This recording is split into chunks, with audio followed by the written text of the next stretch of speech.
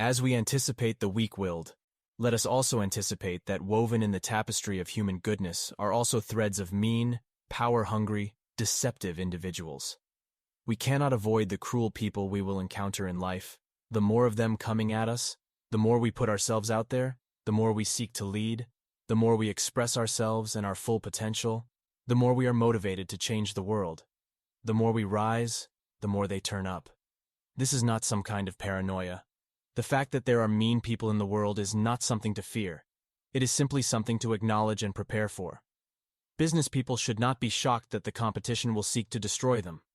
No surprise should flash across the face of a new executive when she is met with resistance during her first meeting simply because she is a woman. When a stranger lies to hurt our reputation, we should know that it is a common thing, and that it is happening to us only because we are trying to do important things in the world. If we are conscious to the existence of rude, ignorant, cruel people, then we can control our reaction when they emerge from the darkness and attempt to steal our light. A society so afflicted by ease and conformity always flinches at the arrival of those boldly seeking personal freedom. As we express our true selves and advance toward our dreams, we will meet unfathomable, unending resistance. Those who play a zero-sum game of life, those who believe they cannot succeed if we do, may launch slings and arrows of envy, or they might seek, with soft and duplicitous words, to lull us back into the fold. Those at our sides may stab us with doubts about our readiness, or warn that the world is too hostile a place. And those in front of us, fearful of losing their place, may hurl wicked accusations and build walls to keep us back. We must ready ourselves and be wary of the effect such tyrants can have in making us feel fearful in life. We must be especially vigilant in our reactions to contemptuous, small-minded people who fight for overt and oppressive power over others.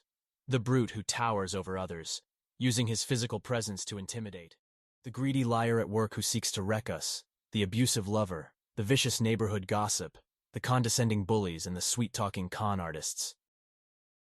While we mustn't let these few tar the goodwill of the majority, we are wise not to deny their existence. This sort of extreme tyrant has a vast terrain of ego to defend. They can be narcissistic, paranoid, angry people. Their commonality is that they are on constant search for those seeking their level success. They want to wreck them. Their goal is to oppress our will and energy so that they can feel better about themselves. Consciously or unconsciously, they see our advance as a threat to their power, or a sign of their weakness. And so if they can minimize us, they can minimize their loss of stature. We see this sort of tyrant often at the helm of struggling countries, protecting interests with a fearful hand, enslaving people and ostracizing dissidents. We see them in the corridors of commercial success, lording over their underlings, wielding harsh criticism or rumor, denying the advancement of the deserving.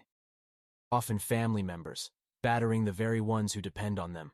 All their taunts and threats and terrors function to make us fear for our safety, security, or prosperity, so that we might fall in line with their demands. Of all their ways to hurt us, belittling our worth is the tyrant's most vicious weapon.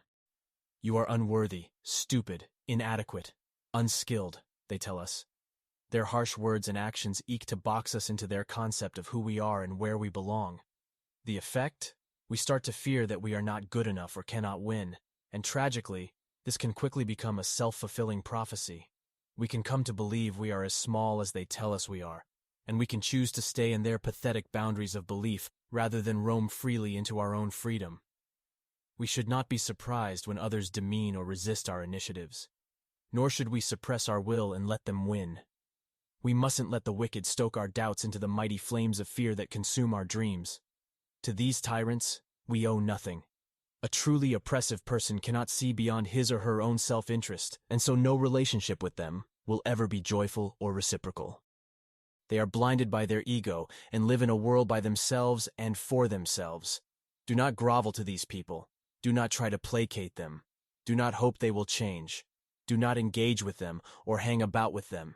Do not let them provoke anger. Never sink to their level. We must never tolerate a tyrant's efforts to hold us back. We mustn't let them govern our potential. Every display of submission, deference, meekness, and compromise they see from the desperate or feeble among us gives them perverse joy, and their power grows. And every time we back down from them or minimize ourselves, we become more fearful and weak. So let us be diligent in avoiding these people, without ever deviating from our own path. We mustn't wish them ill. It's not worth the energy, and wicked people will get what they deserve as they destroy themselves.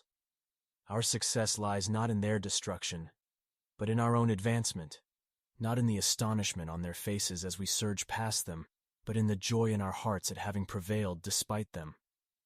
While many people in our lives might seek to stoke our doubts and fears, the vast majority will seek to support us. More will seek to pull us up than push us down. People know that in allowing us to chase our dreams unencumbered, they are silently giving themselves permission to pursue their own. No matter how many bores and bastards we meet in life, we must remember that we have friends all around, and we mustn't hesitate to ask for their help, inspiration, and wisdom.